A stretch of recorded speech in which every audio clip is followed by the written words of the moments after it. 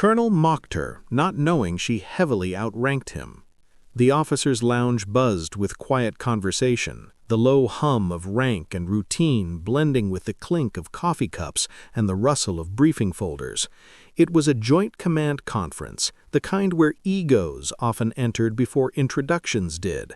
Uniforms were immaculate. Ribbons lined chests like timelines of experience. Names carried weight here, or at least they were supposed to.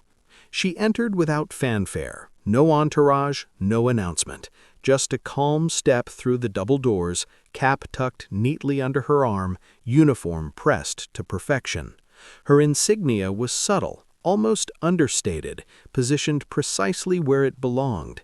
She paused briefly, scanning the room with composed eyes before moving toward the long conference table near the center. A few junior officers noticed her and instinctively straightened. Most didn't look twice. At the far end of the table stood Colonel Richard Harlow, 28 years of service, a voice that carried even when he whispered, known for his confidence, also known for enjoying an audience. He was mid-story when he saw her take a seat, and that's when I told them, he laughed, slapping the table lightly. If you want something done right, you put a colonel in charge. A few officers chuckled politely. His eyes drifted toward her. He didn't recognize her. That alone irritated him slightly. In his world, important people were known quantities. New addition? He asked loudly, gesturing vaguely in her direction.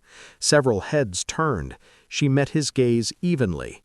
"I'm assigned to this conference," she replied calmly. Her voice was smooth, measured. Harlow tilted his head. "Assigned, huh?" He glanced at her uniform, but from his angle, the insignia wasn't immediately obvious. "Logistics?" A few subtle smirks appeared around the table. She didn't react. "Operational oversight," she answered. The words were simple, direct. Harlow chuckled. "Oversight?" He leaned back in his chair, folding his arms. "Well, you'll find this room runs just fine. No need to oversee anything." The air shifted slightly. One brigadier general near the window shifted uncomfortably but said nothing. She folded her hands on the table. "I'm sure it does," she said evenly. The colonel mistook composure for submission. "Good," he replied, "because this briefing is about strategic deployment, not exactly entry-level material." A quiet ripple moved across the room. A captain near the door stared at the table. Harlow pressed on. "What was your name again?" She gave it, calmly, clearly. He nodded as if committing it to memory, though the tone suggested he didn't intend to. "Well," he said, rising to stand at the head of the table, "observe quietly. You might learn something." The insult wasn't loud. It didn't need to be. It was in the delivery, the assumption, the dismissal. She simply inclined her head once. "I always do." The conference began. Maps illuminated the far wall, satellite imagery, operational projections. Harlow spoke confidently, pacing slowly as he outlined troop movements and command structures. His voice filled the room. She listened without interruption. Every few minutes, she made a small note in the leather folder before her. The colonel noticed. "Something amusing?" he asked suddenly. The room stilled. She looked up. "No." "Because you've been writing quite a bit." "Yes." "Care to share with the class?" The tone drew a few strained smiles. She closed the folder gently, when appropriate. A muscle tightened in Harlow's jaw. He walked closer, boots echoing lightly against the polished floor. "This is appropriate." Silence stretched across the room like tensioned wire. She rose slowly from her seat, not abruptly, not defensively, simply because she chose to stand. And when she stood fully upright, the room saw what Harlow had failed to notice. The insignia, clear, undeniable. The cluster of stars aligned perfectly above her nameplate. Conversations died mid-breath. A lieutenant near the back nearly dropped his pen. Harlow's expression didn't change immediately. His mind hadn't processed it yet. She stepped slightly forward into better light. The stars caught the overhead glow. Not one, not two, four. The ranking structure snapped into place in every trained mind present. General, 4-star, theater-level command authority. The room collectively straightened. Chairs scraped quietly against the floor as officers rose instinctively. Harlow remained standing because he already was, but now he stood differently. His shoulders stiffened. His breath slowed. "Continue," she said evenly. No raised voice, no anger, just command. Harlow swallowed. "Yes, ma'am." The word came out thinner than he intended. She allowed a beat of silence. "However," she continued, "there are 3 operational gaps in your proposal." Her tone wasn't accusatory, it was clinical, precise. "First, your eastern flank redeployment leaves a 2-hour vulnerability window." She walked calmly to the illuminated map and tapped a specific sector. "Satellite patterns indicate increased movement here." Murmurs spread quietly. She moved to the second point. "Second, your supply chain timeline assumes uninterrupted air corridor clearance. That assumption is optimistic." The brigadier near the window nodded subtly. She didn't look at Harlow when she spoke. She addressed the room, the command.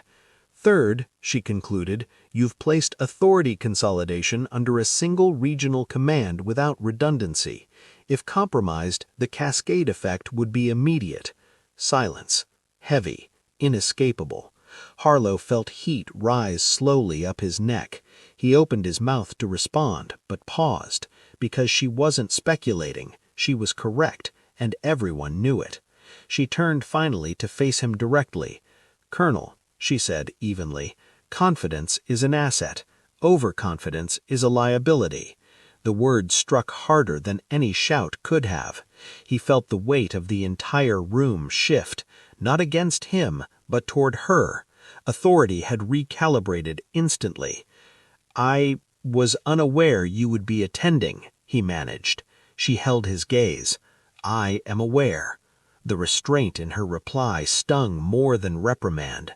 She stepped back slightly. "Your experience is valuable, but experience does not exempt you from scrutiny." Around the room, officers absorbed every syllable, not because of rank alone, but because of how she carried it. There was no humiliation in her delivery, no gloating, just clarity. Harlow straightened slightly. The instinct to defend himself flickered, then died. There was no defense against accuracy.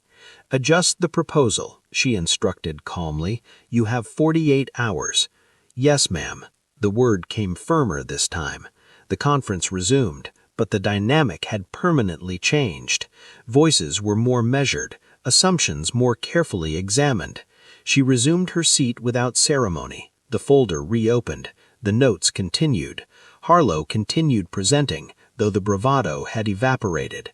Each time he referenced a strategic element, he paused slightly, ensuring it could withstand review. When the meeting concluded, officers filed out quietly. Several offered her a crisp salute on their way past. She returned each one precisely. Harlow remained behind. The room emptied until only the 2 of them stood by the long table. He cleared his throat. "I owe you an apology." She closed her folder. "You owe the mission your best thinking." He absorbed that. A pause lingered. "I made an assumption." She met his eyes steadily. "Yes. It won't happen again." She nodded once. "See that it doesn't." There was no hostility, no lingering edge, just finality. He offered a sharp salute. This time there was no hesitation. She returned it. Later in the corridor outside, whispers of the exchange traveled quietly, not because she had crushed him, but because she hadn't needed to. Authority had spoken through composure. Harlow walked alone for several minutes afterwards. The sting of embarrassment lingered, but beneath it was something sharper, recognition. He replayed his own tone, the dismissiveness, the arrogance disguised as humor. He understood now that rank isn't simply displayed, it's recognized in presence, in awareness, in discipline. 2 days later he returned with a revised proposal. It was tighter, stronger, balanced.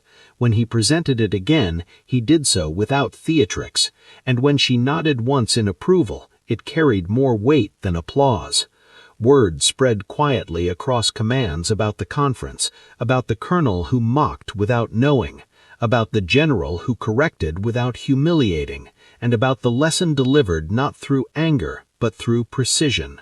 Months later, officers would still reference the moment, not as scandal, but as example, because what truly froze the room wasn't the rank revealed, it was the realization that authority doesn't need to announce itself.